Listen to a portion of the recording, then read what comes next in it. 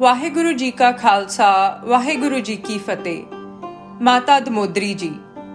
ਛੇਵੀਂ ਨਾਨਕ ਜੋਤ ਸ੍ਰੀ ਗੁਰੂ ਹਰਗੋਬਿੰਦ ਸਾਹਿਬ ਦੇ 3 ਵਿਆਹਾਂ ਦਾ ਇਤਿਹਾਸ ਵਿੱਚ ਜ਼ਿਕਰ ਆਉਂਦਾ ਹੈ।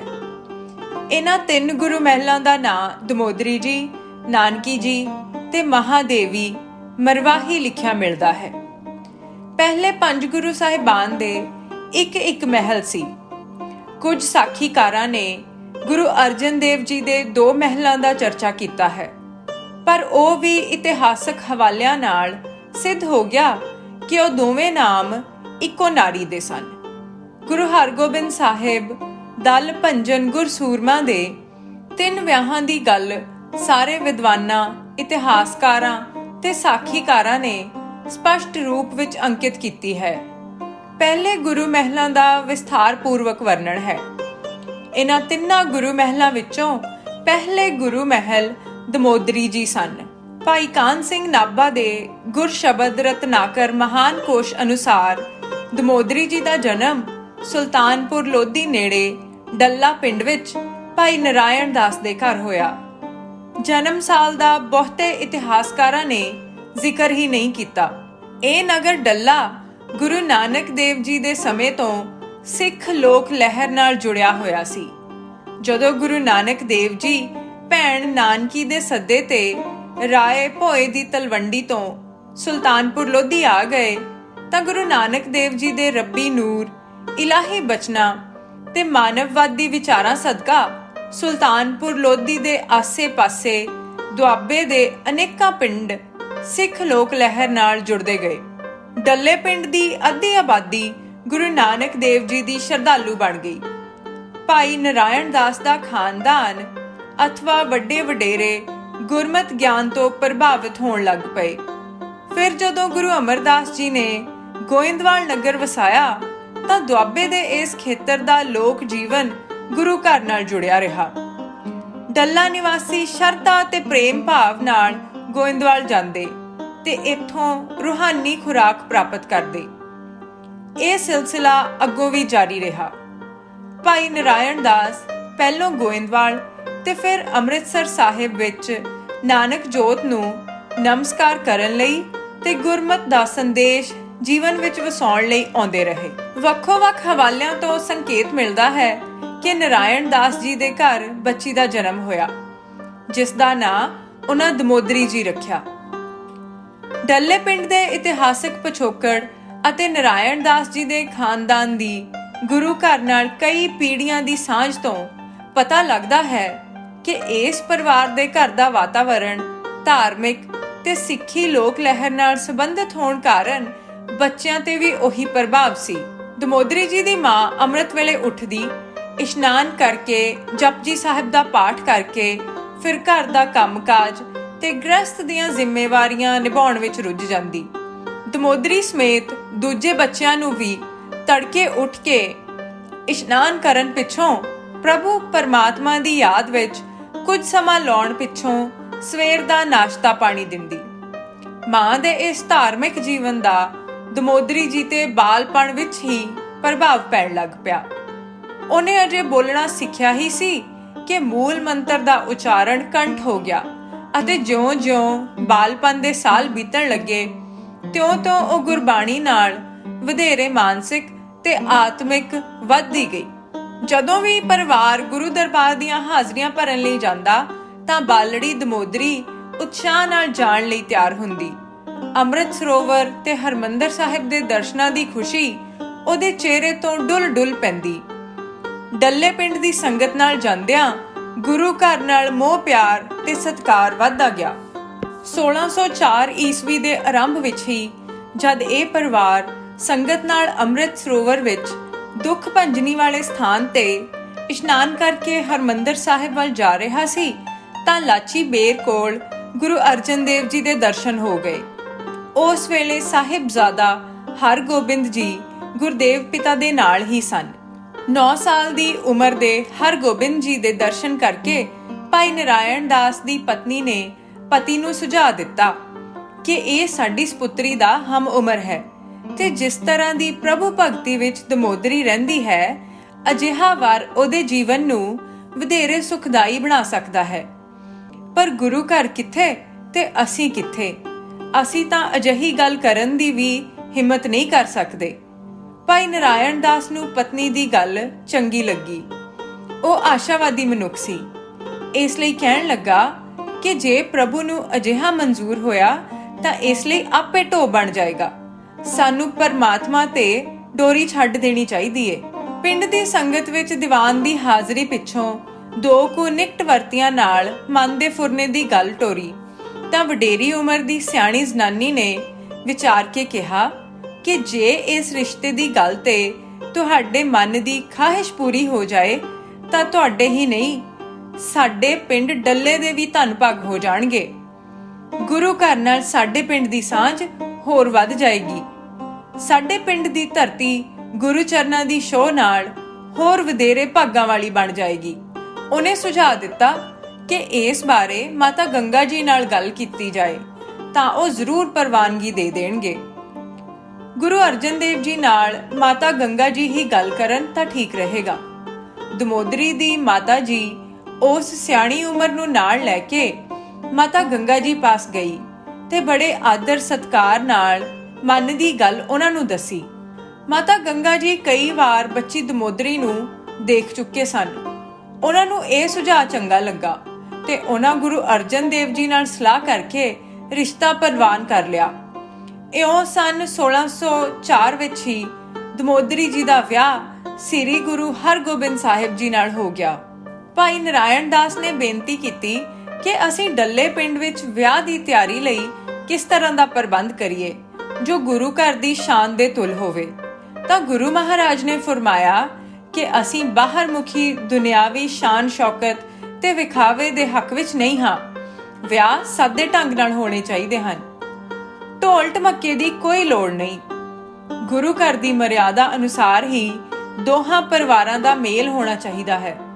ਗੁਰੂ ਰਾਮਦਾਸ ਜੀ ਨੇ ਗੁਰਬਾਣੀ ਵਿੱਚ ਜਿਨ੍ਹਾਂ 4 ਲਾਵਾਂ ਦਾ ਵਰਣਨ ਕੀਤਾ ਹੈ ਉਹਨਾਂ ਦੇ ਉਚਾਰਨ ਤੇ ਕੀਰਤਨ ਨਾਲ ਹੀ ਇਹ ਆਨੰਦ ਕਾਰਜ ਸੰਪੰਨ ਹੋਣਾ ਚਾਹੀਦਾ ਹੈ। ਮਾਤਾ ਗੰਗਾ ਜੀ ਦੀ ਦਿਲੀ ਇੱਛਾ ਸੀ ਕਿ ਉਹਨਾਂ ਦੇ ਇਕਲੌਤੇ ਸਪੁੱਤਰ ਦਾ ਵਿਆਹ ਧੂਮ-ਧਾਮ ਨਾਲ ਹੋਵੇ, ਪਰ ਗੁਰੂ ਅਰਜਨ ਦੇਵ ਜੀ ਦੇ ਵਿਚਾਰ ਜਾਣ ਕੇ ਰਜ਼ਾ ਵਿੱਚ ਰਾਜ਼ੀ ਰਹਿਣ ਵਾਲੀ ਮਾਤਾ ਗੰਗਾ ਗੁਰਦੇਵ ਪਤੀ ਦੇ ਆਦੇਸ਼ ਤੇ ਫੁੱਲ ਚੜਾਉਣ ਵਾਲੀ ਆਪਣੇ ਆਪ ਨੂੰ ਉਸੇ ਤਰ੍ਹਾਂ ਢਾਲਣ ਵਿੱਚ ਸਫਲ ਹੋਈ। ਅੰਮ੍ਰਿਤਸਰ ਤੋਂ ਜੰਝ ਚੱਲ ਕੇ ਤਰਨਤਾਰਨ ਪਹੁੰਚੀ। ਸਿੱਖ ਸੰਗਤਾਂ ਨੇ ਢੋਲਕੀਆਂ ਛੈਣਿਆਂ ਨਾਲ ਕੀਰਤਨ ਕਰਦਿਆਂ ਬਰਾਤ ਨੂੰ ਅਗਲੇ ਸਫ਼ਰ ਲਈ ਵਿਦਾ ਕੀਤਾ। ਗੋਇੰਦਵਾਲ ਤੋਂ ਗੁਰਸਥਾਨਾਂ ਤੇ ਦਰਸ਼ਨ ਕਰਨ ਪਿੱਛੋਂ ਦਰਿਆ ਬਿਆਸਾ ਪਾਰ ਕੀਤਾ ਤੇ ਸੁਲਤਾਨਪੁਰ ਲੋਧੀ ਦੇ ਗੁਰਸਥਾਨਾਂ ਦੇ ਦਰਸ਼ਨ ਕਰਕੇ ਡੱਲੇ ਪਹੁੰਚ ਗਏ। ਸਾਖੀਕਾਰਾਂ ਅਨੁਸਾਰ ਜਦ ਵਿਆਹ ਦਾ ਮੰਡਪ ਤਿਆਰ ਹੋਇਆ ਤਾਂ ਸਾਹਿਬ ਸ੍ਰੀ ਗੁਰੂ ਅਰਜਨ ਦੇਵ ਜੀ ਨੇ ਫਰਮਾਇਆ ਕਿ ਇਹ ਵਿਆਹ ਗ੍ਰਸਥ ਜੀਵਨ ਵਿੱਚ ਪ੍ਰਵੇਸ਼ ਕਰਨ ਵਾਲਿਆਂ ਲਈ ਆਨੰਦ ਦਾ ਕਾਰਜ ਹੈ। ਇਸ ਲਈ ਇੱਥੇ ਇਲਾਹੀ ਬਾਣੀ ਦਾ ਕੀਰਤਨ ਹੋਏ ਤੇ ਬਾਣੀ ਵਿੱਚ ਦਿੱਤੀਆਂ ਲਾਵਾਂ ਦਾ ਪਾਠ ਤੇ ਕੀਰਤਨ ਨਾਲ 7 ਦੀ ਜਗ੍ਹਾ 4 ਲਾਵਾਂ ਹੋਣ ਤੇ ਅਖੀਰ ਤੇ ਆਨੰਦ ਸਾਹਿਬ ਪੜਿਆ ਜਾਵੇ। ਡੱਲੇ ਪਿੰਡ ਦੇ ਵਸਨੀਕਾਂ ਨੇ ਪਹਿਲੀ ਵਾਰ ਗੁਰਮਰਿਆਦਾ ਅਨੁਸਾਰ ਆਨੰਦ ਕਾਰਜ ਹੁੰਦਾ ਵੇਖਿਆ। ਇਉਂ ਦਮੋਦਰੀ ਜੀ ਬੜੇ ਅਧਿਆਤਮਕ ਤੇ ਧਾਰਮਿਕ ਵਾਤਾਵਰਣ ਵਿੱਚ ਸ੍ਰੀ ਗੁਰੂ ਹਰਗੋਬਿੰਦ ਸਾਹਿਬ ਜੀ ਨਾਲ ਵਿਆਹੇ ਗਏ। ਅੰਮ੍ਰਿਤਸਰ ਗੁਰੂ ਪਰਿਵਾਰ ਦੇ ਵਾਤਾਵਰਣ ਨੇ ਦਮੋਦਰੀ ਜੀ ਦੇ ਜੀਵਨ ਵਿੱਚ ਪ੍ਰਭੂ ਭਗਤੀ ਦਾ ਹੋਰ ਰੰਗ ਚਾੜਿਆ। ਉਹਨਾਂ ਦੇਖਿਆ ਕਿ ਕਿਸ ਤਰ੍ਹਾਂ ਬਾਣੀ ਦਾ ਸਤਿਕਾਰ ਘਰ ਵਿੱਚ ਹੋ ਰਿਹਾ ਹੈ। ਉਹਨਾਂ ਦਿਨਾਂ ਵਿੱਚ ਹੀ ਬਾਣੀ ਦੇ ਬੋਹਿਤ ਆਦਿ ਸ੍ਰੀ ਗੁਰੂ ਗ੍ਰੰਥ ਸਾਹਿਬ ਜੀ ਦੀ ਸੰਪਾਦਨਾ ਮੁਕੰਮਲ ਹੋਣ ਪਿੱਛੋਂ ਭਾਈ ਬੰਨੋ ਜੀ ਜਿਲਦ ਬਣਵਾਉਣ ਲਈ ਲੈ ਕੇ ਗਏ। ਜਦੋਂ ਵਾਪਸ ਆਏ ਤਾਂ ਗੁਰੂ ਸਾਹਿਬ ਦੀ ਅਗਵਾਈ ਵਿੱਚ ਸਿੱਖ ਸੰਗਤਾਂ ਸ਼ਬਦ ਕੀਰਤਨ ਕਰਦਿਆਂ ਸ਼ਹਿਰ ਤੋਂ ਬਾਹਰ ਸਵਾਗਤ ਲਈ ਜੁੜੀਆਂ ਤੇ ਜਦੋਂ ਬੀੜ ਸਰੋਵਰ ਦੇ ਕੰਢੇ ਲਾਚੀ ਬੇਰ ਦੇ ਨਾਲ ਉਸ ਅਸਥਾਨ ਤੇ ਪਹੁੰਚੀ ਜਿੱਥੇ ਗੁਰੂ ਅਰਜਨ ਦੇਵ ਜੀ ਬਿਰਾਜਿਆ ਕਰਦੇ ਸਨ, ਵਿਉਂਤ ਅਨੁਸਾਰ ਗੁਰੂ ਅਰਜਨ ਸਾਹਿਬ ਨੇ ਪਹਿਲਾਂ ਹੀ ਗੁਰੂ ਗ੍ਰੰਥ ਸਾਹਿਬ ਲਈ ਵਧੀਆ ਪਲੰਗ ਲਵਾ ਕੇ ਉਸ ਉੱਤੇ ਨਵੇਂ ਸੁੰਦਰ ਵਿਛਾਉਣੇ ਵਿਛਾ ਕੇ ਤਿਆਰ ਕੀਤਾ ਹੋਇਆ ਸੀ। ਇੱਥੇ ਗੁਰੂ ਗ੍ਰੰਥ ਸਾਹਿਬ ਦੀ ਸਵਾਰੀ ਰੱਖੀ ਗਈ ਤੇ ਗੁਰੂ ਅਰਜਨ ਦੇਵ ਜੀ ਬਾਣੀ ਦੇ ਸਤਿਕਾਰ ਵਜੋਂ ਪਲੰਗ ਦੇ ਹੇਠਾਂ ਨੀਵੀਂ ਥਾਂ ਤੇ ਬਿਰਾਜਣ ਲੱਗ ਪਏ। ਇਸ ਦ੍ਰਿਸ਼ ਨੇ ਦਮੋਦਰੀ ਜੀ ਦੇ ਮਨ ਤੇ ਆਤਮਾ ਤੇ ਗੂੜੀ ਛਾਪ ਲਾਈ। ਸਹੁਰੇ ਘਰ ਵਿੱਚ ਉਹ ਦ੍ਰਿਸ਼ ਵੀ ਦਮੋਦਰੀ ਜੀ ਲਈ ਕਦੇ ਨਾ ਭੁੱਲਣ ਵਾਲਾ ਨਜ਼ਾਰਾ ਸੀ ਜਦ ਗੁਰੂ ਗ੍ਰੰਥ ਸਾਹਿਬ ਦਾ ਪਹਿਲੀ ਵਾਰ ਪ੍ਰਕਾਸ਼ ਹਰਮੰਦਰ ਸਾਹਿਬ ਦੇ ਅੰਦਰ ਕੀਤਾ ਗਿਆ। ਇਹ ਕਦੀ ਨਾ ਭੁੱਲਣ ਵਾਲੀ ਘਟਨਾ ਸੀ ਜਦ ਗੁਰੂ ਗ੍ਰੰਥ ਸਾਹਿਬ ਬਾਬਾ ਬੁੱਢਾ ਜੀ ਨੇ ਆਪਣੇ ਸੀਸ ਤੇ ਸਤਿਕਾਰ ਨਾਲ ਚੁੱਕਿਆ ਅਤੇ ਗੁਰੂ ਅਰਜਨ ਦੇਵ ਜੀ ਆਪ ਚੌਰ ਕਰਦੇ ਦਰਸ਼ਨੀ ਡਿਓੜੀ ਲੰਘ ਕੇ ਹਰਮੰਦਰ ਸਾਹਿਬ ਵਿੱਚ ਪਹੁੰਚ ਕੇ ਬਾਬਾ ਬੁੱਢਾ ਜੀ ਨੂੰ ਇਸ ਬਾਣੀ ਦੇ ਬੋਹਿਤ ਦੇ ਪਹਿਲੇ ਗ੍ਰੰਥੀ ਨਿਯਤ ਕੀਤਾ। ਗੁਰੂ ਅਰਜਨ ਦੇਵ ਜੀ ਨੇ ਜੋ ਆਦੇਸ਼ ਦਿੱਤਾ ਉਹ ਦਮੋਦਰੀ ਜੀ ਨੇ ਕਈ ਵਾਰ ਸੰਗਤਾਂ ਸਾਹਮਣੇ ਦੁਹਰਾਇਆ ਕਿ ਹਰਮੰਦਰ ਸਾਹਿਬ ਦਾ ਇਹ ਪਵਿੱਤਰ ਅਸਥਾਨ ਪ੍ਰਭੂ ਪਰਮਾਤਮਾ ਦੇ ਜਸ ਗਾਇਨ ਦਾ ਅਸਥਾਨ ਹੈ। ਇੱਥੇ ਪਾਠ ਹੋਵੇ ਜਾਂ ਕੀਰਤਨ, ਪ੍ਰਭੂ ਭਗਤੀ ਦੇ ਇਲਾਹੀ ਬਚਨਾਂ ਦਾ ਉਚਾਰਨ ਹੀ ਹੋਣਾ ਚਾਹੀਦਾ ਹੈ। ਇੱਥੇ ਕਿਸੇ ਦੁਨੀਆਦਾਰ, ਰਾਜ ਸ਼ਕਤੀ ਜਾਂ ਸੇਵਾ ਸੰਭਾਲ ਕਰਨ ਵਾਲੇ ਦੇ ਗੁਣ ਗਾਉਣ ਦੀ ਮਨਾਹੀ ਹੈ। ਮਾਤਾ ਗੰਗਾ ਜੀ ਨਾਲ ਇਸ ਅਸਥਾਨ ਦੀ ਸੇਵਾ ਵਿੱਚ ਦਮੋਦਰੀ ਜੀ ਜੁਟ ਗਏ। ਅਜੇ ਦਮੋਦਰੀ ਜੀ ਦੇ ਵਿਆਹ ਹੋਇਆਂ ਪੂਰੇ 2 ਸਾਲ ਵੀ ਨਹੀਂ ਸਨ ਹੋਏ ਜਦ ਗੁਰੂ ਅਰਜਨ ਦੇਵ ਜੀ ਨੂੰ ਸਮੇਂ ਦੀ ਹਕੂਮਤ ਨੇ ਲਾਹੌਰ ਬੁਲਾ ਕੇ 5ਵੀਂ ਨਾਨਕ ਜੋਤ ਗੁਰੂ ਅਰਜਨ ਦੇਵ ਜੀ ਨੂੰ ਅਕਹਿ ਤੇ ਅਸਹਿ ਕਸ਼ਟ ਦਿੰਦਿਆਂ ਸ਼ਹੀਦ ਕਰ ਦਿੱਤਾ। ਸਮੇਂ ਦੇ ਹਾਕਮਾਂ ਦੇ ਸੱਦੇ ਤੇ ਗੁਰੂ ਸਾਹਿਬ ਜੀ ਜਾਣ ਲਈ ਤਿਆਰ ਹੋਏ ਤਾਂ ਦਮੋਦਰੀ ਜੀ ਦੇ ਮਨ ਵਿੱਚ ਕੁਝ ਘਬਰਾਹਟ ਤੇ ਤੌਖਲਾ ਪੈਦਾ ਹੋਇਆ ਕਿ ਪਤਾ ਨਹੀਂ ਗੁਰਦੇਵ ਪਿਤਾ ਨੂੰ ਕਿਸ ਤਰ੍ਹਾਂ ਦੇ ਸੰਕਟ ਦਾ ਸਾਹਮਣਾ ਕਰਨਾ ਪਵੇਗਾ। ਫਿਰ ਮਾਤਾ ਗੰਗਾ ਜੀ ਵੱਲ ਵੇਖ ਕੇ ਉਸ ਨੂੰ ਕੁਝ ਦਰਵਾਸ ਆਇਆ। ਉਹ ਵਾਰ-ਵਾਰ ਗੁਰੂ ਸਾਹਿਬ ਦੇ ਇਸ ਬਚਨ ਨੂੰ ਹੀ ਦੁਹਰਾ ਰਹੀ ਸੀ, ਤੇਰਾ ਭਾਣਾ ਮੀਠਾ ਲੱਗੈ, ਹਰ ਨਾਮ ਪਦਾਰਥ ਨਾਨਕ ਮੰਗੈ। ਉਹਨੇ ਵੇਖਿਆ ਕਿ ਗੁਰੂ ਅਰਜਨ ਦੇਵ ਜੀ ਇਸ ਸਮੇਂ ਕਿਤਨੇ ਸ਼ਾਂਤ ਚਿੱਤ ਸਨ। ਉਹਨਾਂ ਪਰਿਵਾਰ ਅਤੇ ਮੁਖੀ ਹਜ਼ੂਰੀ ਸਿੱਖਾਂ ਨੂੰ ਇਕੱਠੇ ਕਰਕੇ ਫਰਮਾਇਆ ਕਿ ਅਸੀਂ ਲਾਹੌਰ ਤੋਂ ਸ਼ਾਇਦ ਮੁੜ ਕੇ ਨਾ ਆ ਸਕੀਏ। ਜੇ ਕੋਈ ਭਾਣਾ ਵਰਤ ਜਾਏ ਤਾਂ ਤੁਸਾਂ ਸਾਰਿਆਂ ਨੇ ਪ੍ਰਭੂ ਦੀ ਰਜ਼ਾ ਵਿੱਚ ਹੀ ਰਾਜ਼ੀ ਰਹਿਣਾ ਹੈ। ਸਾਡੇ ਪਿੱਛੋਂ ਸਿੱਖੀ ਦੀ ਲੋਕ ਲਹਿਰ ਦੀ ਅਗਵਾਈ ਹਰਗੋਬਿੰਦ ਜੀ ਕਰਨਗੇ ਤੇ ਬਾਬਾ ਬੁੱਢਾ ਜੀ ਇਹਨਾਂ ਨੂੰ ਗੁਰਿਆਈ ਦਾ ਤਿਲਕ ਲਾਉਣ। ਇਉਂ ਗੁਰੂ ਅਰਜਨ ਦੇਵ ਜੀ ਦੇ ਇਹਨਾਂ ਬਚਨਾਂ ਤੋਂ ਦਮੋਦਰੀ ਜੀ ਨੂੰ ਸਾਫ਼ ਹੋ ਗਿਆ ਕਿ ਗੁਰੂ ਅਰਜਨ ਦੇਵ ਜੀ ਤੋਂ ਪਿੱਛੋਂ ਉਹਨਾਂ ਦੇ ਪਤੀ ਸ੍ਰੀ ਗੁਰੂ ਹਰਗੋਬਿੰਦ ਸਾਹਿਬ 6ਵੀਂ ਨਾਨਕ ਜੋਤ ਬਣਨਗੇ। ਗੁਰੂ ਅਰਜਨ ਦੇਵ ਜੀ ਨੇ ਉਸ ਵੇਲੇ ਸ੍ਰੀ ਗੁਰੂ ਹਰਗੋਬਿੰਦ ਸਾਹਿਬ ਨੂੰ ਵੀ ਜੋ ਆਦੇਸ਼ ਦਿੱਤਾ ਕਿ ਸਮੇਂ ਅਤੇ ਹਾਲਾਤ ਅਨੁਸਾਰ ਨੀਤੀ ਅਪਣਾਉਣੀ, ਅਕਾਲ ਪੁਰਖ ਤੇ ਆਪਣਾ ਅਤੇ ਸਿੱਖ ਸੰਗਤਾਂ ਦਾ ਦ੍ਰਿੜ ਵਿਸ਼ਵਾਸ ਕਾਇਮ ਰੱਖਣਾ, ਸਿੱਖੀ ਦੀ ਲੋਕ ਲਹਿਰ ਨੂੰ ਮਾਨਵਵਾਦੀ ਲੀਹਾਂ ਤੇ ਚਲਾਉਂਦਿਆਂ ਨਾ ਕਿਸੇ ਦੇ ਹੱਕਾਂ ਅਧਿਕਾਰਾਂ ਤੇ ਛਾਪਾ ਮਾਰਨਾ ਹੈ ਅਤੇ ਨਾ ਹੀ ਕਿਸੇ ਦੁਨਿਆਵੀ ਸ਼ਕਤੀ ਦਾ ਭੈ ਮੰਨਣਾ ਹੈ। ਸੱਚ ਉੱਤੇ ਪਹਿਰਾ ਦੇਣਾ ਹੈ ਤੇ ਕੂੜ ਕਪਟ ਨੂੰ ਬਰਦਾਸ਼ਤ ਨਹੀਂ ਕਰਨਾ। ਗੁਰੂ ਅਰਜਨ ਦੇਵ ਲਾਹੌਰ ਲਈ ਚੱਲ ਪਏ ਤੇ ਉਹਨਾਂ ਦੀ ਸ਼ਹਾਦਤ ਤੱਕ ਦਮੋਦਰੀ ਜੀ ਦਿਨ ਰਾਤ ਨਾਮ ਸਿਮਰਨ ਵਿੱਚ ਹੀ ਆਪਣਾ ਸਮਾਂ ਗੁਜ਼ਾਰਦੇ ਰਹੇ। ਗੁਰਦੇਵ ਪਤੀ ਸ੍ਰੀ ਗੁਰੂ ਹਰਗੋਬਿੰਦ ਸਾਹਿਬ ਦੇ 6ਵੀਂ ਨਾਨਕ ਜੋਤ ਬਣਨ ਸਮੇਂ ਦਮੋਦਰੀ ਜੀ ਨੇ ਹਰ ਜ਼ਿੰਮੇਵਾਰੀ ਨਿਭਾਈ। ਗੁਰਦੇਵ ਪਤੀ ਦੇ ਇਸ਼ਾਰੇ ਤੇ ਹੀ ਪਹਿਲਾਂ ਹੀ 2 ਗਾਤਰੇ ਤਿਆਰ ਕਰ ਲਏ ਤੇ ਜਦ ਸ੍ਰੀ ਹਰਮੰਦਰ ਸਾਹਿਬ ਦੇ ਬਿਲਕੁਲ ਸਾਹਮਣੇ ਵਰਤਮਾਨ ਸ੍ਰੀ ਅਕਾਲ ਤਖਤ ਸਾਹਿਬ ਦੇ ਸਥਾਨ ਤੇ ਤਿਆਰ ਸਟੇਜ ਉੱਤੇ ਗੁਰੂ ਸਾਹਿਬ ਦੀ ਗੁਰਿਆਈ ਦੀ ਰਸਮ ਅਦਾ ਹੋਣ ਲੱਗੀ ਤਾਂ ਪਹਿਲੀ ਪਰੰਪਰਾ ਤੋਂ ਹਟ ਕੇ ਗੁਰੂ ਹਰਗੋਬਿੰਦ ਸਾਹਿਬ ਨੇ ਮੀਰੀ ਤੇ ਪੀਰੀ ਦੀਆਂ 2 ਕਿਰਪਾਨਾਂ ਪਹਿਨੀਆਂ। ਉਹਨਾਂ ਦੋਹਾਂ ਕਿਰਪਾਨਾਂ ਲਈ ਤਿਆਰ ਗਾਤਰੇ ਦਮੋਦਰੀ ਜੀ ਨੇ ਹੀ ਲਿਆ ਕੇ ਭੇਂਟ ਕੀਤੇ। ਇਉਂ ਅਧਿਆਤਮਕ ਰਸ ਨਾਲ ਵੀਰ ਰਸ ਦਾ ਵਾਤਾਵਰਣ ਪੈਦਾ ਕਰਨ ਦਾ ਮਾਹੌਲ ਬਣਾਉਣ ਵਿੱਚ ਦਮੋਦਰੀ ਜੀ ਦੀ ਸੇਵਾ ਸ਼ਾਮਲ ਹੈ। ਗੁਰੂ ਹਰਗੋਬਿੰਦ ਸਾਹਿਬ ਦੇ ਘਰ 5 ਸਪੁੱਤਰਾਂ ਤੇ 1 ਸਪੁੱਤਰੀ ਦਾ ਜਨਮ ਹੋਇਆ। ਇਹਨਾਂ ਵਿੱਚੋਂ 2 ਸਪੁੱਤਰ ਤੇ 1 ਸਪੁੱਤਰੀ ਦਾ ਜਨਮ ਮਾਤਾ ਦਮੋਦਰੀ ਜੀ ਦੀ ਕੁੱਖੋਂ ਹੋਇਆ। ਮਾਤਾ ਦਮੋਦਰੀ ਜੀ ਦੀ ਸੰਤਾਨ ਦਾ ਜ਼ਿਕਰ ਸਿੱਖ ਇਤਿਹਾਸ ਵਿੱਚ ਵੇਰਵੇ ਨਾਲ ਆਉਂਦਾ ਹੈ। ਬਾਬਾ ਗੁਰਦਿੱਤਾ ਜੀ ਤੇ ਅਣੀ ਰਾਏ ਦਮੋਦਰੀ ਜੀ ਦੇ ਸਪੁੱਤਰਾਂ ਦੇ ਨਾਂ ਹਨ। ਬੀਬੀ ਵੀਰੋ ਇਹਨਾਂ ਦੀ ਸਪੁੱਤਰੀ ਹੈ। ਬਾਬਾ ਗੁਰਦਿੱਤਾ ਜੀ ਬਾਰੇ ਪ੍ਰੋਫੈਸਰ ਕਰਤਾਰ ਸਿੰਘ ਨੇ ਸਿੱਖ ਇਤਿਹਾਸ ਵਿੱਚ ਲਿਖਿਆ ਹੈ, ਬਾਬਾ ਗੁਰਦਿੱਤਾ ਜੀ ਗੁਰੂ ਘਰ ਦੇ ਸਭ ਤੋਂ ਵੱਡੇ ਸਾਹਿਬਜ਼ਾਦੇ ਸਨ। ਇਹਨਾਂ ਦਾ ਜਨਮ ਕੱਤਕ ਸੁਦੀ 15 ਸੰਮਤ 1670 ਸਨ 1613 ਵਿੱਚ ਹੋਇਆ।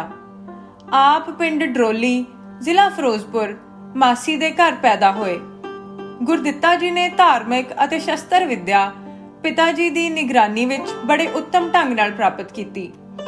ਆਪ ਠੀਕ ਹੀ ਸੰਤ ਸੂਰਮੇ ਸਨ, ਨਿਰਭੈ ਤੇ ਦਲੇਰ ਯੋਧੇ ਤੇ ਫੌਜੀ ਜਰਨੈਲ ਸਨ। 6ਵੀਂ ਪਾਤਸ਼ਾਹੀ ਦੇ ਯੁੱਧਾਂ ਵਿੱਚ ਇਹਨਾਂ ਨੇ ਵੱਧ ਚੜ ਕੇ ਹਿੱਸਾ ਲਿਆ ਤੇ ਉੱਤਮ ਦਰਜੇ ਦੀ ਬੀਰਤਾ ਵਿਖਾਈ। ਗੁਰੂ ਹਰਗੋਬਿੰਦ ਸਾਹਿਬ ਜੀ ਦੀ ਆਗਿਆ ਅਨੁਸਾਰ ਬਾਬਾ ਗੁਰਦਿੱਤਾ ਜੀ ਜੋਗੀ ਰਾਜ ਬਾਬਾ ਸ੍ਰੀ ਚੰਦ ਦੇ ਚੇਲੇ ਬਣੇ ਅਤੇ ਗੁਰਸਿੱਖੀ ਦਾ ਪ੍ਰਚਾਰ ਕੀਤਾ। ਬਾਬਾ ਗੁਰਦਿੱਤਾ ਜੀ ਦਾ ਵਿਆਹ 22 ਵਿਸਾਖ 1681 ਨੂੰ ਨਿਹਾਲ ਕੌਰ ਨਾਲ ਹੋਇਆ। ਇਹਨਾਂ ਦੇ ਦੋ ਸਪੁੱਤਰ ਧੀਰਮਲ ਤੇ ਗੁਰੂ ਹਰ ਰਾਏ ਸਾਹਿਬ ਹੋਏ।